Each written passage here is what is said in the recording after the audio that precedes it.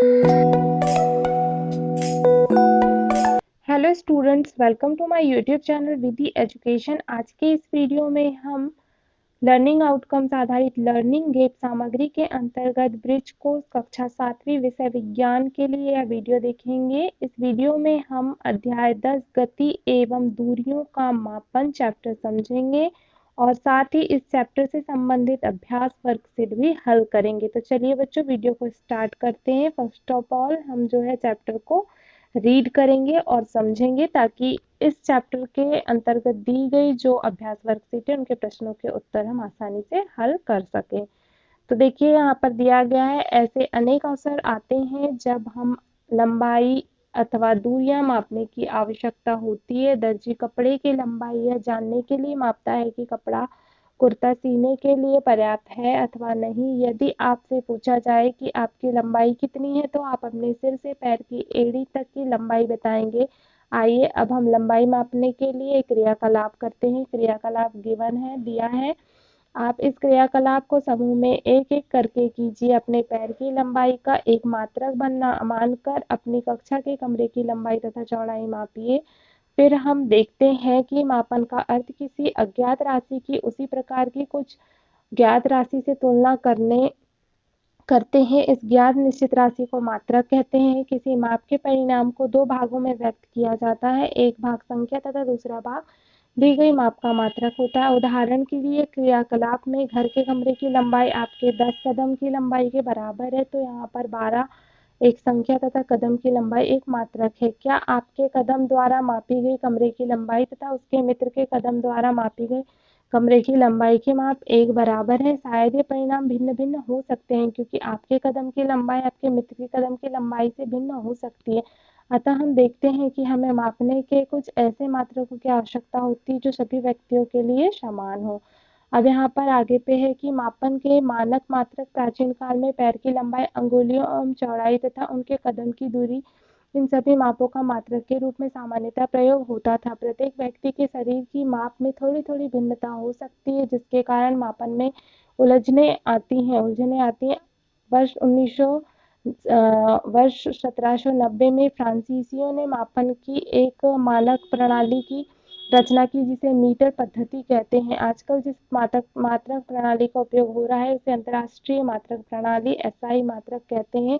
लंबाई का मात्रक मीटर होता है। आपके ज्यामिति बॉक्स का 15 सेंटीमीटर वाला पैमाना भी SI मात्रक प्रणाली के अनुसार है। प्रत्येक मीटर को 100 मीटर बराबर भागों में विभाजित किया जाता है जिसे सेंटीमीटर कहते हैं, और 1 मीटर में 100 सेंटीमीटर होते हैं तथा 1 मीटर में जो होते हैं 1000 मिलीमीटर होते हैं। अब लंबी दूरियों के मापन के लिए मीटर सुविधाजनक नहीं है, इसके लिए हम एक बड़े मात्रक को परिभाषित करते हैं, इसे किलोमीटर कहते हैं। 1 किलोमीटर में 1000 मीटर होते हैं। यहाँ पर मिसप्रिंट मीटर हो जाएगा। फिर अगला है, आपने दैनिक जीवन में हम विविध प्रकार की मापक युक्तियों का उपयोग करते हैं। लंबाई मापने के लिए हम मीटर पैमाने का उपयोग करते हैं। किसी वृक्ष का घेरा अथवा सीने की माप के लिए मीटर पैमाने के स्थान पर मापक फीता अधिक सुविधाजनक होता है। किसी वक्र के लंबाई सीधी मीटर मापने से करके हम धागे का उपयोग कर सकते हैं। हमारे चारों ओर गतिशील वस्तुएं, हमारे चारों ओर ऐसी कई वस्तुएं हैं जो विराम में हैं और कई गतिशील हैं, जैसे घर, मेज, वृक्ष, दीवार, घड़ी आदि विराम में है। इसके विपरीत कुछ वस्तुएं जैसे एक उड़ती चिड़िया, घड़ी में सेकंड की सुई, तितली आदि गतिशील हैं। ये कुछ समय बाद अपने पहले वाले स्थान पर दिखाई नहीं देती हैं। आइए हम कुछ प्रकार की गतियों को देखते हैं। गति के प्रकार है, देखिए यहाँ पर पहला सरल गति, सरल रेखीय गति है। सीधी सड़क पर किसी वाहन की गति, किसी परेड में सिपाहियों के मार्च पास्ट की गति अथवा किसी गिरते पत्थर की गति। इन उदाहरणों में हम देखते हैं कि वस्तु सरल रेखा के अनुदिश गति कर रही है। इस प्रकार की गति को सरल रेखीय गति कहते हैं। देखिए यहाँ पर सीधी सड़क में चलते वाहनों की गति और मार्च पास्ट करते सिपाहियों की गति को चित्र के माध्यम से बताया गया है। फिर है दूसरी गति का प्रकार वर्तुल गति।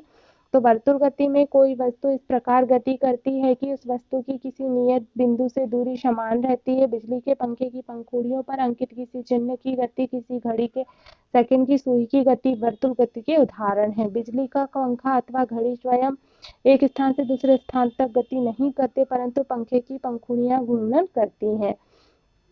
फिर है अगला, ऐसा ही घड़ी की सुइयां भी करती हैं। हम पंखे की पंखुड़ियां अथवा घड़ियों की सुइयों पर कहीं किसी प्रकार का कोई चिन्ह अंकित कर दें तो घूर्णन करते समय भी पंखे अथवा घड़ी के केंद्र से इस चिन्ह को की दूरी समान रहेगी, जैसे चित्र के माध्यम से दिखाया गया है यहाँ पर। फिर है तीसरी गति का प्रकार आवर्ती गति।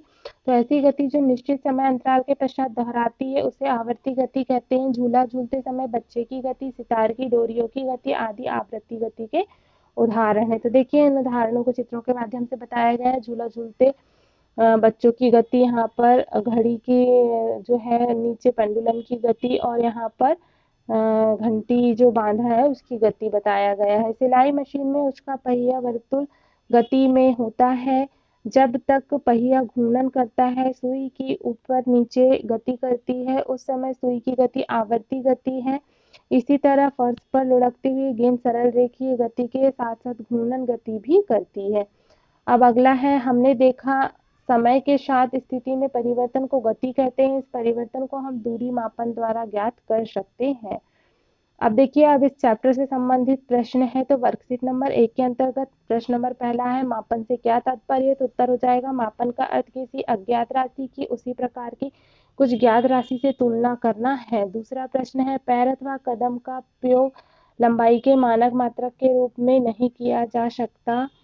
तो यहाँ पर उत्तर हो जाएगा, प्रत्येक व्यक्ति के शरीर के मापों की थोड़ी थोड़ी भिन्नता हो सकती है, जिसके कारण मापन में उलझनें आती हैं। इसलिए पैर या कदम का उपयोग लंबाई के मापन मात्रक के रूप में नहीं किया जा सकता। फिर है प्रश्न नंबर तीसरा, पहली के घर तथा उसके स्कूल के बीच की दूरी 3250 मीटर है। इस दूरी को किलोमीटर में व्यक्त कीजिए।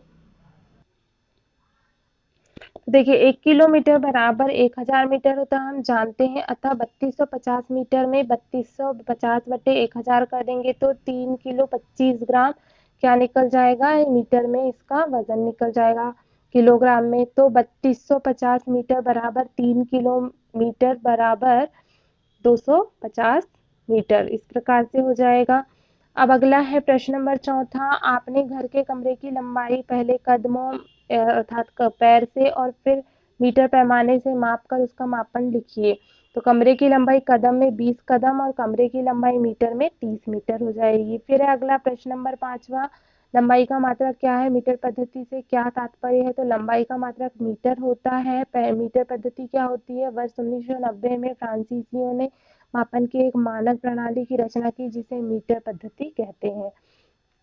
फिर है अगली वर्कशीट नंबर 2, इसके अंतर्गत प्रश्न नंबर पहला है, वर्तुल गति किसे कहते हैं? 2 उदाहरण दीजिए। तो वर्तुल गति में कोई वस्तु इस प्रकार गति करती है कि उस वस्तु की किसी नियत बिंदु से दूरी समान रहती है। उदाहरण के लिए पहला उदाहरण हो जाएगा बिजली के पंखे की गति और दूसरा उदाहरण हो जाएगा घड़ी की सेकंड की सुई की गति हो जाएगा। फिर है अगला प्रश्न नंबर दूसरा, आवर्ती गति के 2 उदाहरण लिखिए। तो आवर्ती गति क्या होती है? ऐसी गति जो एक निश्चित समय अंतराल के पश्चात दोहराती है उसे आवर्ती गति कहते हैं। उदाहरण में हो जाएगा झूला झूलते बच्चे की गति और दूसरा सितार के डोरियों की गति। फिर है अगला प्रश्न नंबर तीसरा, सिलाई मशीन की सुई तथा उसके पहिए में किस प्रकार की गति होती है? तो सिलाई मशीन की सुई में आवर्ती गति एवं उसके पहिए में वर्तुल गति होती है। फिर है प्रश्न नंबर चौथा, किसी चलती हुई साइकिल के पहिए तथा चलते हुए छत के पंखे की गतियों में समानताएं तथा असमानताएं लिखिए। तो उत्तर हो जाएगा, किसी साइकिल के पहिए एवं चलते हुए छत के पंखे की पंखुड़ियों पर कहीं किसी प्रकार का कोई चिन्ह अंकित कर दे तो घूर्णन करते समय भी पंखे व साइकिल के पहिए के केंद्र से इस चिन्ह की दूरी समान रहेगी। पहिया एक स्थान से दूसरे स्थान पर गति करता है परंतु पंखा नहीं। फिर है अगला प्रश्न नंबर 5वां, फर्श पर लुढ़कती हुई गेंद किस प्रकार की गति प्रदर्शित करती है? तो उत्तर हो जाएगा, फर्श पर लुढ़कती हुई गेंद सरल रेखीय गति के साथ साथ घूर्णन गति भी करती है। फिर है प्रोजेक्ट कार्य। प्रोजेक्ट कार्य के अंतर्गत देखेंगे बच्चों, प्रश्न नंबर पहला है, अपने घर के सदस्यों की लंबाई अलग अलग पैमाने पर माप कर निम्न तालिका को भरिए। तो क्रमांक घर के सदस्य हो जाएंगे। फिर पहला पैमाना मीटर में, दूसरा पैमाना सेंटीमीटर में। तो देखिए जैसे घर के सदस्यों के नाम यहाँ पर आप कुछ भी लिख सकते हैं, आप अपने घर के सदस्यों के नाम भी लिख सकते हैं।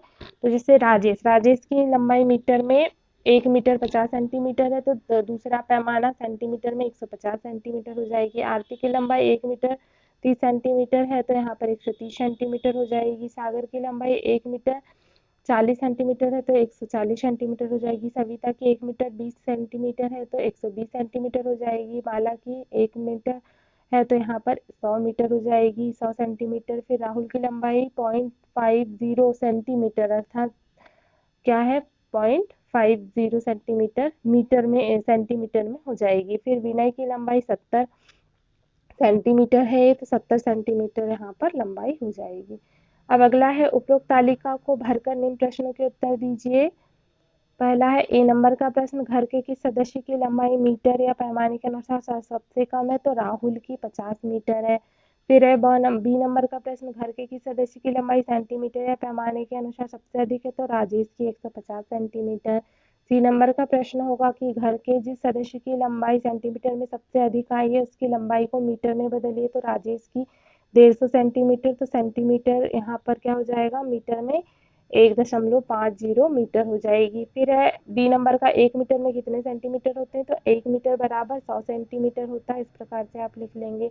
फिर है प्रश्न नंबर दूसरे का, पहला अ नंबर का, आप अपने आसपास कई प्रकार की वस्तुओं को देखते हैं, तो इन सभी वस्तुओं की सूची बनाने और इनमें से कौन सी वस्तु विराम में है तथा कौन सी वस्तु गतिशील है विभाजित कीजिए। तो वस्तु का नाम आ जाएगा पेड़, विराम वस्तु है की गतिशील, तो ये विराम वस्तु है। स्कूल कैसा है, विराम है। गाड़ी कैसी है, गतिशील वस्तु है। बस कैसी, गतिशील है। घर कैसी है, कैसा है, विराम वस्तु है। खंबा विराम वस्तु है। साइकिल गतिशील है। गाय भी गतिशील है। ऑटो गतिशील है। पत्थर कैसा है, विराम अवस्था में है। 12 नंबर का प्रश्न, उपरोक्त तालिका में जो गतिशील वस्तुएं हैं उनमें किस प्रकार की गति हो रही है, गति के नाम लिखिए।